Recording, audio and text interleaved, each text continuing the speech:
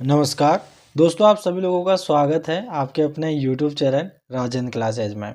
दोस्तों, आज की वीडियो के अंदर अपन रीजनिंग के कुछ इम्पोर्टेंट क्वेश्चन करने वाले हैं जो बार बार आपकी परीक्षा में पूछा जाता है और ये रिपीटेड क्वेश्चन है जो आपके हर एग्ज़ाम में पूछा जाता है। तो यहाँ पर स्क्रीन पर आपको पहला क्वेश्चन आपको नज़र आ रहा होगा। नीचे दी गई श्रृंखला में परसेंट चिन्ह के स्थान पर कौन सी संख्या आएगी। अब जैसे यहाँ पर आपको एक श्रृंखला दे रखी है 3, 5, 6, 12, 12 और यहाँ पे दे रखा है क्वेश्चन मार्क और यहाँ पे है 24 और 26। आपको ये बताना है कि जैसे यहाँ पर ये संख्या बढ़ती हुई जा रही है और यहाँ पे क्वेश्चन मार्क है तो यहाँ पर इनमें से कौन सी संख्या यहाँ पे आएगी। अब इसके अंदर लॉजिक लगा हुआ रहता है, उस लॉजिक को ही आपको बताना होता है कि इसके अंदर कौन सी संख्या आएगी। ठीक है, अब आपको देखो सबसे पहले आपको ये करना है कि इनके बीच का डिफरेंस आपको देखना है। जैसे अगर 3 और 5 का डिफरेंस देखे तो यहाँ पे देखो 3 और 5 का डिफरेंस देखे अपन तो 3 में 2 जोड़ेंगे तो 5 आ जाएगा, मतलब 2 का डिफरेंस है। 5 में 1 जोड़ा तो 6 आ जाएगा और 6 में 6 जोड़ेंगे तो 12 आएगा, है ना। और 12 में कुछ भी नहीं जुड़ रहा, मतलब 12 ऐसा का ऐसा आ रहा है। अब देखो डिफरेंस की अगर बात करें तो पहले 2, 1, 6, 0 आ रहा है।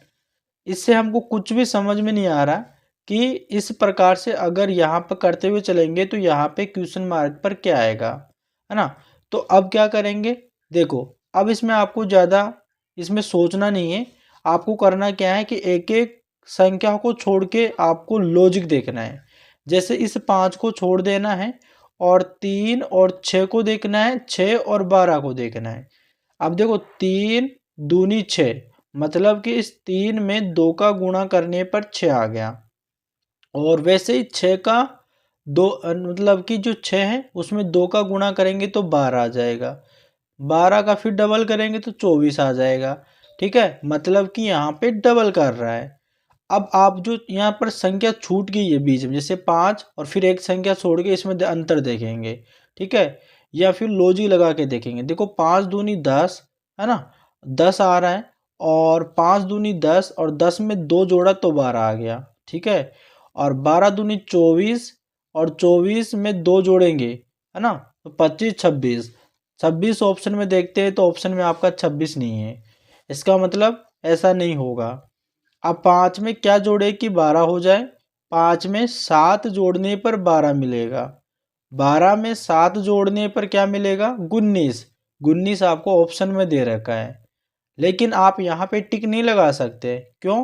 क्योंकि पहले आपको आगे भी देखना है। यहाँ पे 19 आया, आपको 19 में 7 और जोड़ के देखना है क्या 26 आ रहा है। जब 19 में 7 जोड़ते हो तो 26 आता है, तो अपन सही है। यहाँ पे 5 में 7 जोड़ा 12 मिला, 12 में 7 जोड़ेंगे तो 19 मिल जाएगा, यानी कि इस क्वेश्चन मार्क की जगह यहाँ पर आपका 19 आएगा। तो आपका ऑप्शन नंबर ए आपका करेक्ट आंसर हो जाएगा। चलिएगा अपन चलते हैं हमारे सेकंड क्वेश्चन पे।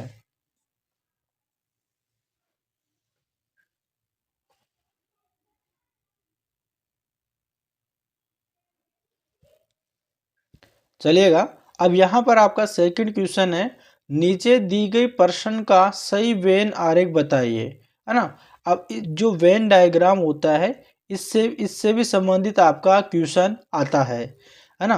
अब जैसे यहाँ पर दे रखा है घोड़ा, बंदर और बाघ, है ना, इनके बीच का डिफरेंस बताना है कि इनका किस प्रकार से वेन डायग्राम बनेगा, है ना। देखो घोड़ा, बंदर, बाघ ये आप अलग अलग होते हैं, ठीक है, पास में नहीं होते, ना ही एक ही कैटेगरी में आते हैं, है ना। तो ये अलग अलग होगा, यानी कि यहाँ पे घोड़ा का जो घोड़ा दे रखा है उसका डायग्राम इस प्रकार बनेगा, बंदर का अलग होगा और बाघ भी अलग होगा। ठीक है, तो मतलब तीनों ही अलग अलग होंगे। तो तीनों अलग अलग किस ऑप्शन में दे रखा है, ऑप्शन नंबर बी में, है ना। तो इस प्रकार से आपका आंसर होगा। तो चलिएगा अपन चलते हैं हमारे अगले क्वेश्चन पे। चलिएगा, अब जैसे कि यहाँ पर आपका तीसरा क्वेश्चन है और दोस्तों तीसरा क्वेश्चन करने से पहले अगर चैनल को सब्सक्राइब नहीं कर रखा है तो चैनल को सब्सक्राइब कर लेना, ताकि आने वाली वीडियो का नोटिफिकेशन आपके पास तुरंत आ जाए। इसी प्रकार की वीडियो आपके पास में आती रहेगी और आप जल्दी से कंपटीशन लेवल को पार कर जाओगे। चलिएगा, यहाँ पर तीसरा क्वेश्चन है, एक चींटी 3 मीटर चलती है और फिर 4 मीटर ऊंचे एक वृक्ष पर चढ़ती है, अपने मूल स्थान से वो कितनी दूरी पर है। देखो, एक चींटी 3 मीटर चलती है। अब मान लो वो जैसे चींटी यहाँ से चलना स्टार्ट करती है और चलते चलते यहाँ पे वो ना 3 मीटर चले जाती है। ठीक है, मैं एक बार इसको यहाँ से काटता हूँ, यहाँ पे लेता हूँ। ठीक है, यानी एक चींटी है वो जो यहाँ से चलती हुई 3 मीटर चलती है। ठीक है, 3 मीटर चलती है। अब आगे क्वेश्चन देखिएगा, और फिर वो 4 मीटर एक ऊंचे वर्ष पर चढ़ती है।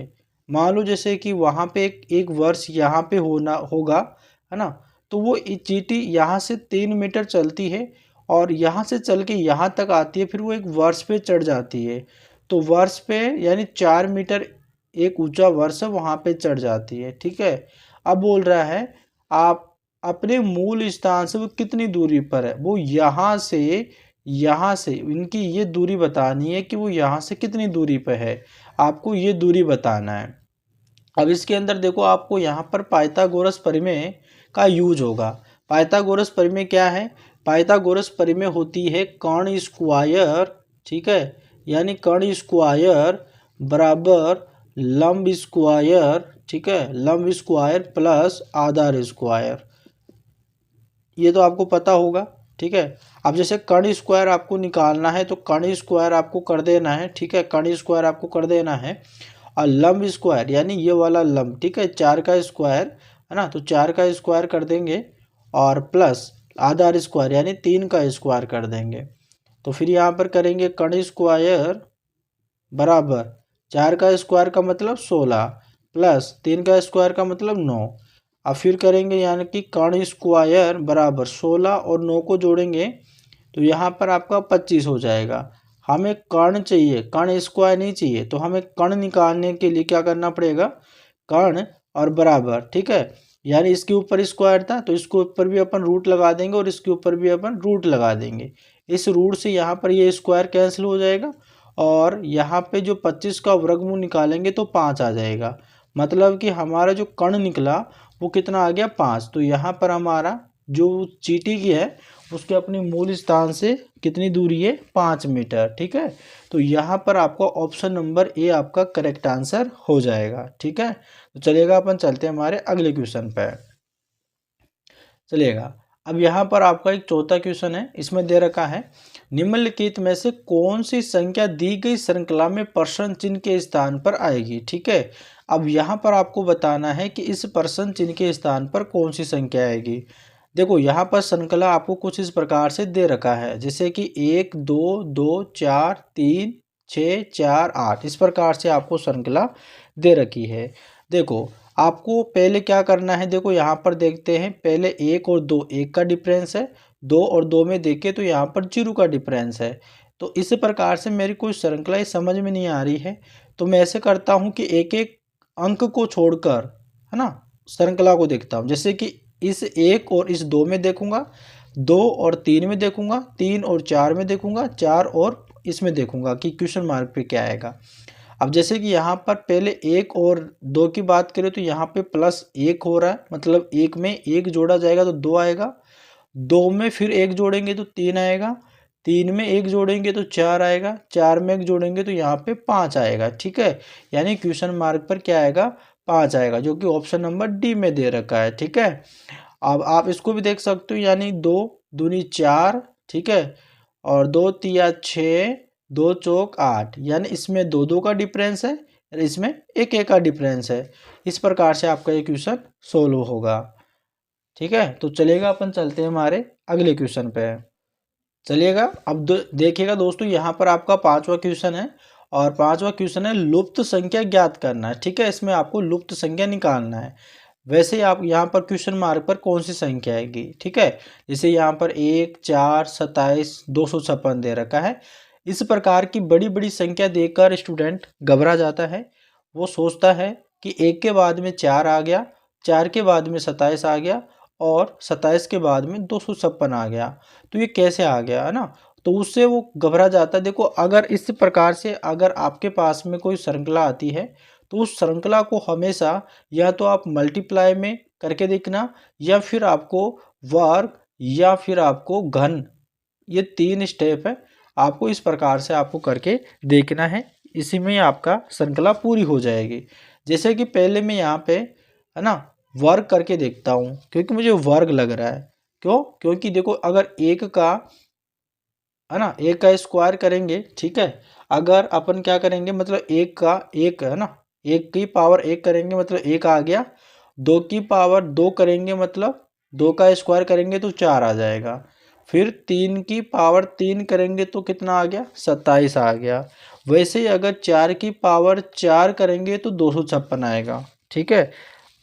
मतलब 4 की पावर 4 का मतलब है 4 गुणे 4 गुणे 4 गुणे 4, मतलब 4 की पावर 4 का मतलब है 4 का गुणा 4 बार किया जा रहा है, ठीक है।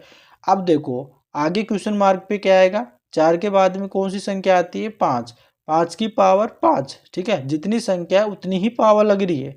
जैसे एक है तो एक पर एक पावर लग रही है, दो है तो दो लग रही है, तीन है तो तीन है, चार है तो चार है, ऐसे ही 5 है तो 5 है।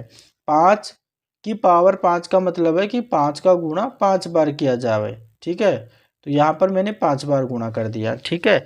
जब इसका 5 बार गुणा करेंगे, ठीक है, 5 की पावर 5 का मतलब है 5 का, ठीक है, 5 बार गुणा किया जावे, ठीक है, चलेगा। अब देखो यहाँ पर 5 का गुणा 5 में करेंगे तो कितना आ जाएगा, 25 हो जाएगा, और 25 में फिर 5 का गुणा करेंगे तो यहाँ पे 25 हो जाएगा, ठीक है। फिर यहाँ पे 5 बचा, कितना बचा, 5 बचा, ठीक है। अब देखो 25 का गुणा करेंगे तो 425 हो जाएगा, और फिर यहाँ पे 5 बचा, 5 का गुणा कर लेंगे, ठीक है। 5 पचे 25, दो हासिल, 5 दूनी 10, 2 12, एक हासिल, 6 पचे 30 और एक 31, यानी कितना आ गया आपके 3125 आ गया, कितना आ गया 3125 आपका आंसर आ गया। अब देखते हैं यहाँ पर आपका ऑप्शन में नहीं है, ठीक है, तो यहाँ पर लिखने में गलती हो गई, यानी कि यहाँ पर आएगा 3125 आएगा, ठीक है, ये आपका करेक्ट आंसर होगा। उम्मीद करते हैं आपसे भी 3125 आपका आंसर निकला होगा। तो चलेगा दोस्तों, अपन चलते हैं हमारे अगले क्वेश्चन की ओर।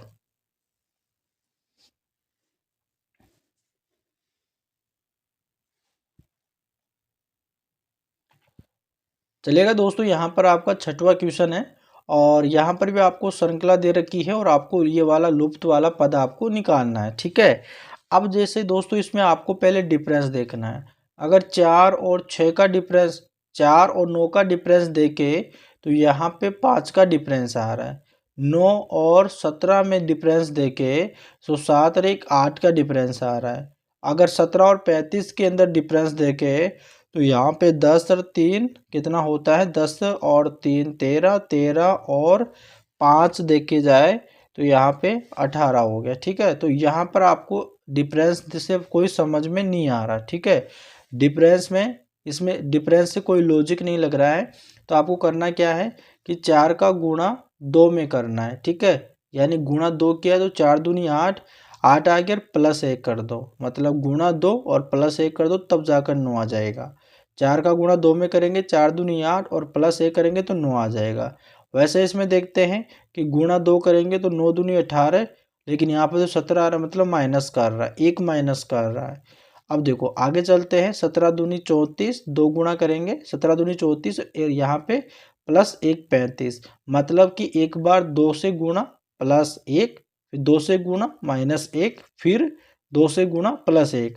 वैसे यहाँ पे आगे होगा 35 दूनी 70, ठीक है, यानी 35 दूनी 70 गुणा 2 से करेंगे तो अब प्लस यहाँ पे दे रखा तो माइनस आ जाएगा, ठीक है, यानी गुणंतर आ जाएगा, ठीक है, गुणंतर हो जाएगा।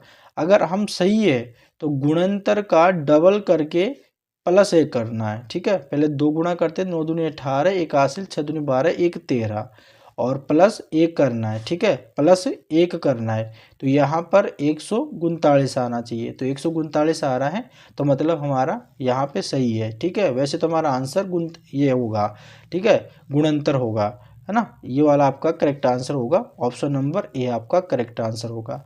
अब उम्मीद करते हैं कि आपको ये वीडियो बहुत ही अच्छी लगी है। अगर आपको वीडियो अच्छी लगी हो तो इस चैनल को सब्सक्राइब कर लेना।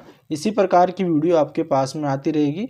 और हाँ, इस वीडियो को आपको शेयर भी कर देना, ठीक है। तो मिलते हैं नेक्स्ट वीडियो में, तब तक के लिए धन्यवाद।